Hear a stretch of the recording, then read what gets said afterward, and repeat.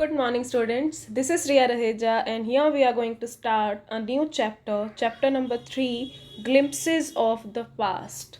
So, इस chapter में हम हिस्ट्री के कुछ ग्लिम्पसेस होता है कुछ झलक पढ़ने वाले हैं, ठीक है, जिसमें हम पूरा का पूरा हिस्ट्री को नहीं कवर करेंगे, सम इम्पोर्टेंट फैक्ट्स को हम अंडरस्टैंड करेंगे, ठीक है। किस टाइम पीरियड को अंडरस्टैंड करेंगे वो हम पढ़ेंगे बिफोर यू रीड में, okay. So this chapter starts with page number 36. Take your pencil, underline the difficult words and start reading. Start from here before you read, okay? Here are some pictorial glimpses of the history of our country from 1757 to 1857. तो हम जो time period एक timeline क्या ले रहे हैं 1757 to 1857. Yes 1857 से क्या याद आ रहा है आपको? फर्स्ट वॉर ऑफ इंडिपेंडेंस, ठीक है। तो हम इसको कवर करने वाले हैं। These pictures and speech bubbles, ठीक है। इस चैप्टर में क्या दी हुई हैं आपको? पिक्चर्स, ठीक है। बिल्कुल भी बोरिंग नहीं है कि हिस्ट्री का नाम लेते ही आप इसको बोरिंग समझो, बिल्कुल नहीं, ठीक है। एक स्टोरी की तरह हम इसको अंडरस्टैंड करेंगे। पिक्चर्स दी होंगी, स्पीच बबल्स दिए होंगे, ठीक है।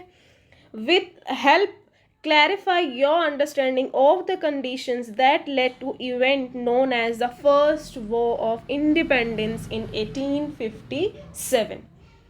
इम्पोर्टेंट इवेंट्स को ही पढ़ेंगे, जितना जानना आपका ज़रूरी है उतना ही, ठीक है। फुल हम इसकी रीडिंग नहीं, मतलब कि फुल हिस्ट्री को नहीं पढ़ने वाले हैं, okay. Point number 1, the martyrs. Martyrs क्या होता है? शहीद, ठीक है। जिन लोगों ने कंट्री के लिए अपनी जान दे दी, ठीक है, उन्हें क्या बोला जाता है? मार्टियर्स, ठीक है। At a function in Delhi, ठीक है, जैसे हमने पढ़ा था बिफोर यू रीड में कि पिक्चर्स के थ्रू हम अंडरस्टैंड करेंगे, ठीक है। सो बिल्कुल भी बोरिंग नहीं होने वाला है लेक्चर, ओके। फंक्शन हो रहा है एक दिल्ली में, उसकी बात हो रही है जिसमें एक जो लेडी हैं वो कुछ बोल रही हैं, ठीक है, और यहाँ कुछ लोग भी हैं। क्या है? Oh my countrymen, let your eyes fill with tears as you recall the sacrifices of India's martyrs.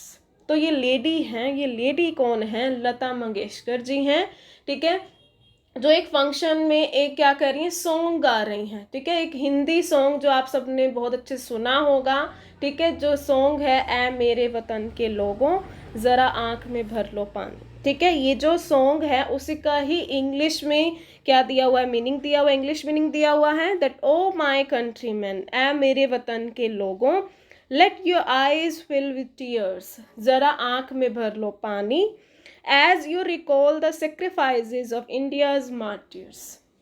मतलब कि जो इंडिया के जो शहीद लोग थे, ठीक है, उनकी क्या है, उनको याद करने के लिए। हमें पता है कि ये जो सॉन्ग है वो बेसिकली है ही किस पर बेस्ड? उन मार्टियर्स पे ही है ना। तो क्या है, एक फंक्शन चल रहा था दिल्ली में जिसमें लता मंगेशकर जी गा रही हैं, ठीक है, सॉन्ग गा रही हैं। और पिक्चर में आपको कौन लोग दिख रहे हैं? यस, कौन लोग दिख रहे हैं? जवाहरलाल नेहरू जी हैं यहाँ, ठीक है, लाल बहादुर शास्त्री जी हैं और इंदिरा गांधी हैं, ठीक है। तो यहाँ क्या है पिक्चर में बताया हुआ है। नेक्स्ट पिक्चर में क्या है, कुछ और फ्रीडम फाइटर्स कहें वो दिए हुए हैं, ठीक है। जवाहरलाल नेहरू, महात्मा गांधी, सुभाष चंद्र बोस, भगत सिंह, रानी लक्ष्मीबाई, बहादुर शाह जफर, बाल गंगाधर तिलक, लाला लाजपत राय। मतलब क्या है कि सब उन ऐसे लोगों के बारे में पिक्चर्स दी हुई हैं जिन्होंने इंडिपेंडेंस में बहुत ज़्यादा रोल प्ले किया, ठीक है। तो ये पिक्चर थी एक फंक्शन की, ठीक है, जिसको हमने अच्छे से अंडरस्टैंड कर लिया, okay. Point number 2, the companies conquests. अब क्या है, कंपनी की कॉन्क्वेस्ट क्या होती हैं? विक्ट्रीज, ठीक है। अब क्योंकि हम बात कर रहे हैं 1757 से लेकर 1857 तक, तो हमें पता है कि इस टाइम पीरियड में क्या चल रहा था हमारे इंडिया में। ब्रिटिश लोग आए, ठीक है, ट्रेड करने के मोटिव से आए। दिखाया उन्होंने यही कि हम यहाँ पर ट्रेड करने आए, क्योंकि एज वी ऑल नो कि इंडिया इज़ एग्रीकल्चरल कंट्री, ठीक है। बहुत क्या है, इंडिया को सोने की चिड़िया कहा जाता था, राइट। तो मतलब कि बहुत ही अच्छी कंडीशन हुआ करती थी इंडिया की। तो ब्रिटिशर्स आए थे ट्रेड करने के मोटिव से, लेकिन यहीं के यहीं क्या हो गए, बस गए। यहीं पर रूल करने की उन्होंने कोशिश की और उन्होंने किया भी, ठीक है। तो क्या रीजंस थे ईस्ट इंडिया कंपनी हम इंडियंस पर रूल कर पाए, उनको अंडरस्टैंड करेंगे, ठीक है। और ऐसे जो लोग, ठीक है, जिन्होंने बाकी लोगों से अलग सोचा, वो कौन लोग थे, वो उनको भी हम अंडरस्टैंड करेंगे। फर्स्ट हम अंडरस्टैंड कर रहे हैं टाइमलाइन क्या है। 1757 टू 1849 में क्या चल रहा था इंडिया में, क्या चल रहा था। कंपनी जो थी, company means east India company, ठीक है। हम सबको पता है कि ईस्ट इंडिया कंपनी जो ब्रिटिशर्स की थी, ठीक है, जो ट्रेडिंग के लिए उन्होंने कंपनी मतलब कि स्टार्ट की, ठीक है। उनका मोटिव क्या था, ट्रेडिंग करना, लेकिन धीरे धीरे उन्होंने कैसे हम पर रूल करना स्टार्ट किया, ठीक है। With its superior weapons the Britishers East India Company was extended its power in 18th century India. अब क्या हुआ देखो, विद इट्स सुपीरियर वेपन्स मतलब कि ब्रिटिशर्स के पास क्या थे, सुपीरियर वेपन्स थे, गन्स, राइफल्स, सब उनके पास बहुत ही वो क्लेवर भी थे, ठीक है। तो बहुत सारे उनके पास वेपन्स थे जो अच्छी क्वालिटी, सुपीरियर थे उस टाइम पर। The British east India Company was extended, जो अपना रूल क्या है, अपनी पावर क्या है, बढ़ाती गई, एक्सटेंड करती रही, कंटिन्यूटी में थी वो इन 18th सेंचुरी, ठीक है। 18th सेंचुरी की बात हो रही है कि ईस्ट इंडिया कंपनी बिल्कुल मतलब कि हाइप पर है अभी, ठीक है, इंडिया में। अब यहाँ पर एक और पिक्चर देखो, यहाँ से हमें ज़्यादा अच्छे से क्लियर होगा। अब यहाँ इंडिया की पिक्चर दी हुई है इन द टाइमलाइन, कौन से टाइम पीरियड की, 1765 की, जिसमें क्या है, इंडियन प्रिंसेस ब्रिटिश का जो रूलिंग पार्ट है वो येलो कलर है। मतलब कि अभी तक हमारे मतलब कि इंडिया में यहाँ देखो सारी तरफ क्या चल रहा है, इंडिया का रूल चल रहा है, इंडियन प्रिंसेसेस का रूल है। और जो ब्रिटिश टेरिटरी है, यानी कि जो ये पिंक कलर के दिए हुए हैं, ठीक है, यहाँ पर हमें मतलब कि डिनोट करके बताया गया है कि यहाँ पर ब्रिटिश लोगों का एक तरह से रूलिंग पावर चल रही थी या शासन चल रहा था। और मतलब इस टाइम पीरियड में यानी 1765 में अभी तक मतलब कि ज़्यादातर रूलिंग पावर किसके पास थी, इंडियन प्रिंसेसेस के पास में थी, ठीक है। मतलब कि इंडिया के जो राजा लोग थे, किंग्स थे, उनके हाथों में ही थी। ब्रिटिश लोगों का कम था, लेकिन उन्होंने स्टार्ट देखो कर दिया था 1765 में, उन्होंने रूलिंग करना स्टार्ट कर दिया है, ठीक है। नेक्स्ट पिक्चर, इंडियन प्रिंसेस वर शॉर्ट साइटेड।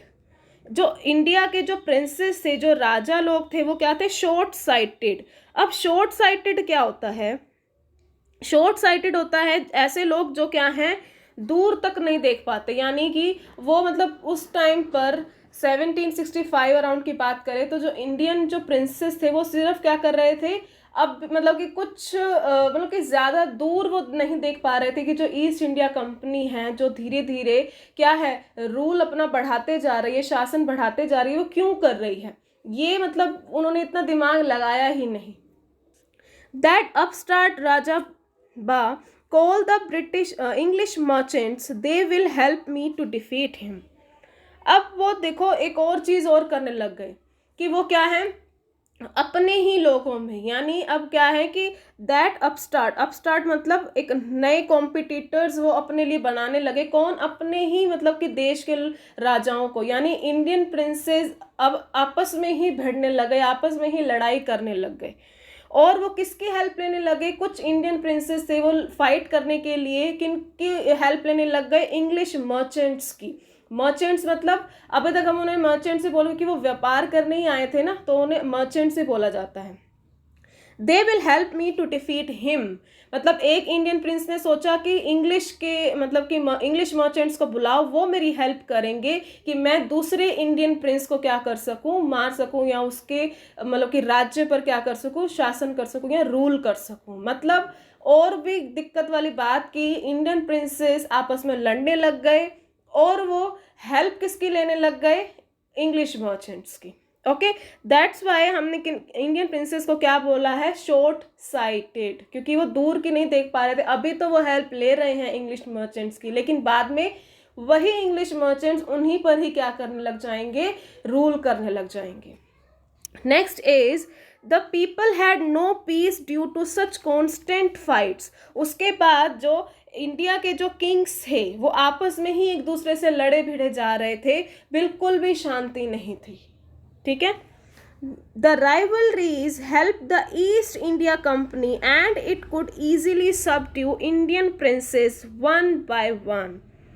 Rivalries मतलब एमिटी, यानी कि जो ईस्ट इंडिया कंपनी को सबसे ज़्यादा हेल्प किसने किया हम इंडियंस पर रूल करने के लिए, वो क्या रीज़न था कि इंडियन प्रिंसेस खुद ही एक दूसरे के साथ में नहीं थे, वो अपने ही बारे में सोचे जा रहे थे कि मैं अपना राज्य बढ़ा लूँ, और इसी बात का फ़ायदा उठाया ईस्ट इंडिया कंपनी ने, जिससे वो एक मतलब कि बहुत ही आसानी से सबड्यू होता है, सबड्यू मीन्स ओवर पावर, ठीक है, कि वो इंडियन प्रिंसेस को अपने कब्जे में कर पाए, उन पर मतलब कि उनको अपने अंडर कर पाए, ठीक है, सबड्यू मतलब अपने अंडर कर लेना. A far-seeing ruler like the brave Tipu of Mysore fought the British till he died fighting. उन इंडियन प्रिंसेसेस में से मतलब कि जब सब इंडियन प्रिंसेस क्या सोच रहे हैं कि इंग्लिश मर्चेंट्स की हेल्प लेकर अपना राज्य बढ़ाओ, उस तरफ एक और जो पर्सन थे वो कौन थे, टीपू सुल्तान, ठीक है, जो मैसूर के रहने वाले थे, वो क्या थे, फार सीइंग रूलर थे, यानी कि वो दूर की मतलब कि देख पा रहे थे, फ्यूचर देख पा रहे थे कि जो इंग्लिश मर्चेंट है वो हेल्प क्यों कर रहे हैं, क्योंकि उनका भी बेनिफिट है इसमें. वो क्या बेनिफिट कि वो खुद आकर फिर उन्हीं प्रिंसेस पर क्या करेंगे, रूल करेंगे. Fort the British till he died fighting, मतलब कि जब तक वो उन्होंने अपनी जान नहीं दे दी तब तक वो ब्रिटिशर्स के अगेंस्ट लड़ते रहे. टीपू सुल्तान, ठीक है, वेरी फेमस नेम, हम सबने पढ़ा है उनके बारे में, ठीक है, वही एक रूलर थे उस टाइम पीरियड में कि वो जब देख पा रहे थे कि ब्रिटिशर्स क्या हैं, अच्छे नहीं हैं हमारे लिए, हम इंडियंस के लिए. नेक्स्ट इज, अब कुछ लोग हैं जो आपस में इस सिचुएशन के बारे में बात कर रहे हैं. कुछ कैटेगरी के लोग हैं वो अलग सोच रहे हैं, कुछ कैटेगरी के लोग हैं जो अलग सोच रहे हैं. क्या अलग था, क्या डिफरेंस था उनकी सोच में, उनकी थिंकिंग में, अंडरस्टैंड करेंगे. Thank God there is peace in the country now, no more wars and no looting by thugs. अब एक पर्सन क्या कह रहा है कि शुक्र है कि अब कोई कंट्री में कोई लड़ाई नहीं कर रहा है, कोई वॉर नहीं हो रहा है, और ना ही कोई ठग्स मतलब कि कोई डाकू लोग क्या कर रहे हैं, किसी को भी लूट नहीं रहे हैं. अब वो क्या कर रहे हैं, क्योंकि अब ये किस रेफरेंस में कहा है कि जब इंग्लिश मर्चेंट्स ने क्या कर लिया, अपना रूल बढ़ाना शुरू कर दिया, तब कुछ लोगों ने क्या कहा कि थैंक गॉड भी अब कोई लड़ाई नहीं होगी, अब इंडियन प्रिंसेस आपस में लड़ेंगे नहीं. क्यों, क्योंकि अब रूल किसका होता जा रहा है, इंग्लिश मर्चेंट्स का, ब्रिटिशर्स का. It is God who sent the British, मतलब इतनी उनकी थिंकिंग क्या थी कि वो क्या है, भगवान को वो कर रहे हैं कि it is God who sent the Britishers, कि ये भगवान की ही मर्जी है कि हमारी हेल्प के लिए उन्होंने ब्रिटिशर्स को भेजा है. Our destiny is linked with them, हमारी जो किस्मत है वो किन के साथ जुड़ी हुई है, उन ब्रिटिशर्स के साथ में, ठीक है. नेक्स्ट, अब यहाँ पर हेडिंग क्या थी कि how did Indians react to this conquests. जब ये कॉन्क्वेस्ट यानी हमने पहले पढ़ लिया विक्ट्री, कि जब इंग्लिश मैन जो लोग थे वो जब वो विक्ट्री में आ गए, यानी कि वो जब अपना राज करने लगे, तब लोग क्या सोच रहे थे, ठीक है, यही हेडिंग थी. अब कुछ ऐसे लोग हैं जो यहाँ पर लोग थे वो उनके क्या थे, साइड में हो गए थे एक तरह से ब्रिटिश लोगों के. अब यहाँ कुछ ऐसे लोग हैं जो क्या है, अलग सोच रहे हैं. वो क्या है, the white man has killed और dethroned our kings, now we have become slaves of foreigners. Some kings were not good, but after all they were of this land. अब एक जो पर्सन है वो क्या कह रहे हैं कि वाइट मैन ने क्या किया है, वाइट मैन मतलब ब्रिटिशर्स, ठीक है, उन्होंने हमारे राजा यानी इंडियन राजाओं को क्या कर दिया है, डीथ्रोन. डीथ्रोन क्या होता है, उनका राजा छीन लेना, यानी इंडियन राजाओं से छीन लिया, उनका जो रूलिंग पावर थी वो छीन कर खुद वो वहाँ पर आ गए रूल करने के लिए. अब हम क्या बन गए हैं, फॉरेनर्स के स्लेव बन गए, एक तरह से गुलाम बन गए हैं. एक पर्सन ने क्या कहा कि ठीक है, मान लिया कि कुछ जो इंडियन राजा थे वो अच्छे नहीं थे, लेकिन फिर भी वो हमारी कंट्री के या हमारे लोग तो थे एटलीस्ट. अब क्या हो गया, उल्टा हो गया है, वो सब क्या है, अंडर हो गए हैं, और रूल किसका आ गया, ब्रिटिशर्स का, ठीक है. Next, British rule. अब ये क्या है, पहले हमने अलग टाइमलाइन पढ़ा 1764 तक, अब 1765 टू 1836 तक का अब भी किन का रूल चल रहा है, ब्रिटिश रूल चल रहा है, ठीक है. Religious leaders preached ideas like untouchability and child marriage. दूसरी तरफ जो religious leaders थे, ठीक है, अब इंडिया में क्या होता है, बहुत ही तरह के क्या हैं, सुपरस्टिशंस हैं, अभी भी हैं, राइट। तो उस टाइम पे क्या थे, जो रिलीजियस लीडर्स थे, जिनको सब लोग मानते थे, जिनकी सब सुना करते थे, वो क्या है, सिखाने लगे, वो खुद भी इन चीज़ों को मानते थे और आप और प्रीच करने लगे, और दूसरों को भी वो क्या सिखाने भी लगे, और खुद प्रैक्टिस में भी ये चीज़ें करने लगे। क्या, टचेबिलिटी, अनटचेबिलिटी, यानी कि जिसको बोलते हैं कि जो छोटी कास्ट के लोग हैं उनको टच नहीं करना, कोई सामान है तो वो उन्हें टच नहीं कर सकते जो छोटी कास्ट के लोग हैं, मतलब हम सबको पता है अनटचेबिलिटी क्या होता है। एंड चाइल्ड मैरिज ऑल्सो, ठीक है, कि चाइल्ड 18 ईयर्स से पहले के मतलब कि जो चिल्ड्रन हैं उनकी शादी करवा दी जाती थी। तो ये क्या है, कुछ सुपरस्टिशंस चल रहे थे जो हमारी कंट्री के लिए अच्छे नहीं थे, ठीक है। Anyone who crosses the seas loses his religion. उस टाइम पे हम मतलब कि आज भी देखो तो हमारी कंट्री में रिलीजन मतलब कि इन सबको बहुत ही बड़ा मतलब कि माना जाता है, धर्म को, ठीक है, पूजा पाठ को, राइट। तो अब क्यों जो भी इस सी को, यानी कि ये कोई सी था, उसको क्रॉस करेगा, उसका जो ये रिलीजन है वो क्या हो जाएगा, खत्म हो जाएगा। क्या रिलीजन, यही कि जो ये रिलीजियस लीडर्स फैलाते थे उस टाइम पे, ठीक है। All the misery in the world is due to the women, women, okay. तो अब एक पर्सन है वो क्या कह रहे हैं कि जितना भी इस टाइम पे मिजरी मतलब क्या होता है, सफ़र कर रहे थे लोग, इतना जितना दुख था उनको, वो किन की वजह से है, विमेन की वजह से, औरतों को ब्लेम किया जाने लगा, ठीक है। तो क्या क्या प्रॉब्लम्स चल रही थी उस टाइम पर, अनटचेबिलिटी, चाइल्ड मैरिज एंड क्या हो रहा था, विमेन पर क्या कर हुआ, मतलब कि उनको ब्लेम किया जा रहा था, ठीक है। तो इन्हीं सब चीज़ों का फ़ायदा किसने उठाया, ब्रिटिश लोगों ने, ईस्ट इंडिया कंपनी ने। The truth was that Indians had lost self respect, the British scorned them. अब देखो, क्योंकि अब ब्रिटिशर्स का रूल चल रहा था, तो ये देखो अब जो इंडियन है एक, वो क्या बन गया है, यहाँ पर एक स्लेव बन गया है, और दो जो ब्रिटिशर्स हैं वो आपस में बात क्या कर रहे हैं कि सच क्या है कि जो इंडियंस हैं ना, उनकी कोई सेल्फ रिस्पेक्ट है ही नहीं। मतलब क्या है कि वो उनमें कोई अपने आप को लेकर कोई सेल्फ रिस्पेक्ट ही नहीं है, और ब्रिटिश इस बात को करके क्या करने लगे, मजाक उड़ाने लगे इंडियंस का। स्कॉन्ड क्या होता है, मजाक उड़ाना।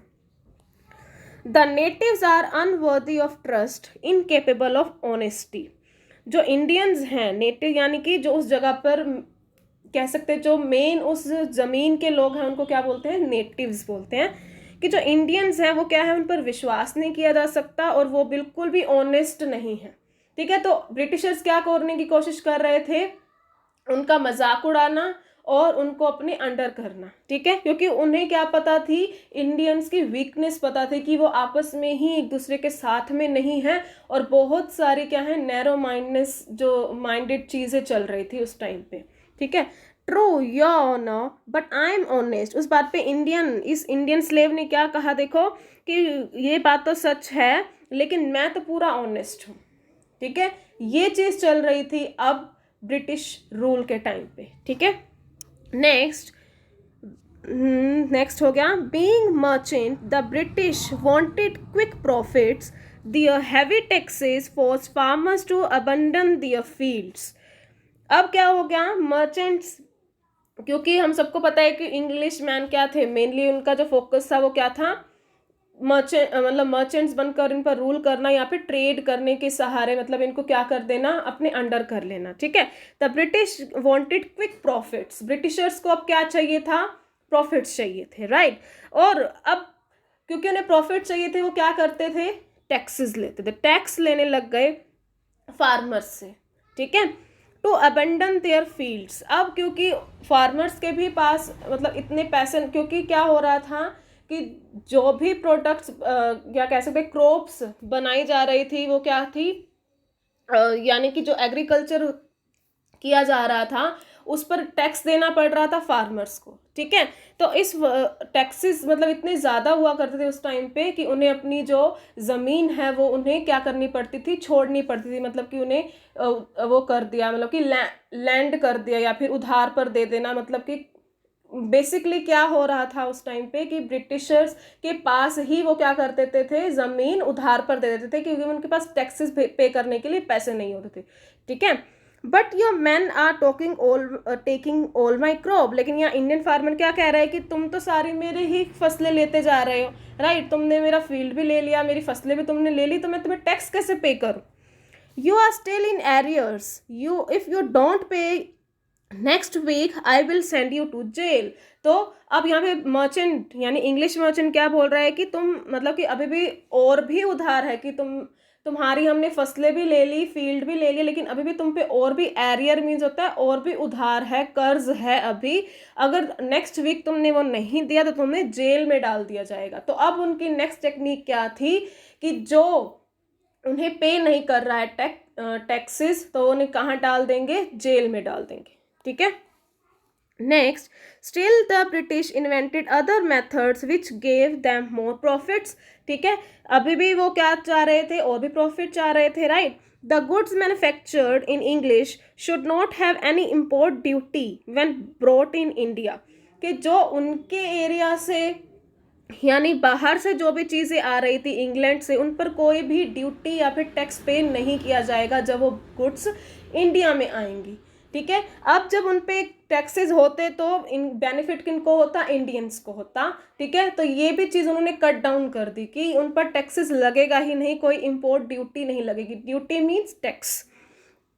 A good idea. The East India Company's laws began to cripple Indian industries.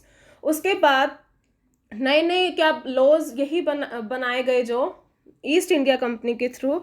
उसके बाद जो इंडियन इंडस्ट्रीज थी वो क्या हो गई? क्रिपल। क्रिपल मीन्स डिस्ट्रॉय, मतलब वो ख़त्म ही होती जा रही थी क्योंकि टैक्सेस इतने सारे थे। ठीक है, और जो वो प्रोडक्ट्स बनाते थे वो भी मतलब कि ब्रिटिशर्स क्या करते थे, उनसे मशीन्स यूज़ कर लेते थे, उनसे जल्दी वो प्रोडक्ट्स बना लेते थे।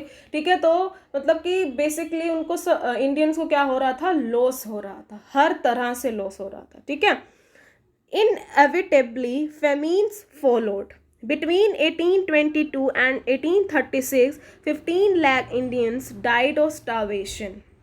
Inevitably क्या होता है कि जिस बात को अवॉइड नहीं किया जा सके। ठीक है, अनअवॉइडेबली कहेंगे या अनअवॉइडेड। फेमीन्स क्या होता है?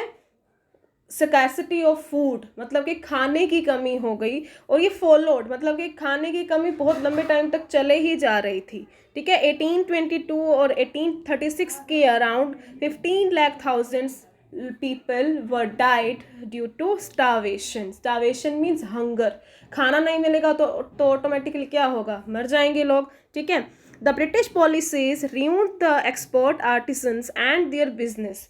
आर्टिसंस यानी क्राफ्ट्समैन, जो लोग हाथ से आर्ट करते थे, उन लोगों पर भी नई पॉलिसीज़ के थ्रू क्या हो गया? मतलब कि वो भी क्या हो गया? रूइंड, मतलब कि उनका जो बिजनेस था, उनकी जो अर्निंग थी, इनकम थी, वो भी क्या हो रही थी? डिस्ट्रॉय हो रही थी। और उनका बिजनेस भी क्या हो गया? ख़त्म होता जा रहा था। क्यों? क्योंकि वही चीज़ें ब्रिटिश लोग क्या बनाने लगे? मशीन्स में बनाने लगे। अब एक इंडियन है वो क्या बना रहा है? हाथ से चीज़ें बना रहा है, और वही चीज़ ब्रिटिशर्स लोग मशीन से ही बना देते थे। तो क्या होगा? बेनिफिट किसका होगा? ब्रिटिशर्स को ही होगा ना। ठीक है, तो ये इन्हीं चीज़ों की वजह से जो इंडियन आर्टिस्ट थे उनको क्या हो रहा था? लॉस हो रहा था। ठीक है, तो आज के क्लास में हम इतना ही अंडरस्टैंड करेंगे। पेज नंबर 38 तक हमने रीड कर लिया है। ठीक है, next story will be continued in the next lecture. Okay, I hope that story is clear to you. If you have any doubt, you can tell me. I will definitely sort out your doubts. Thank you so much for watching this video.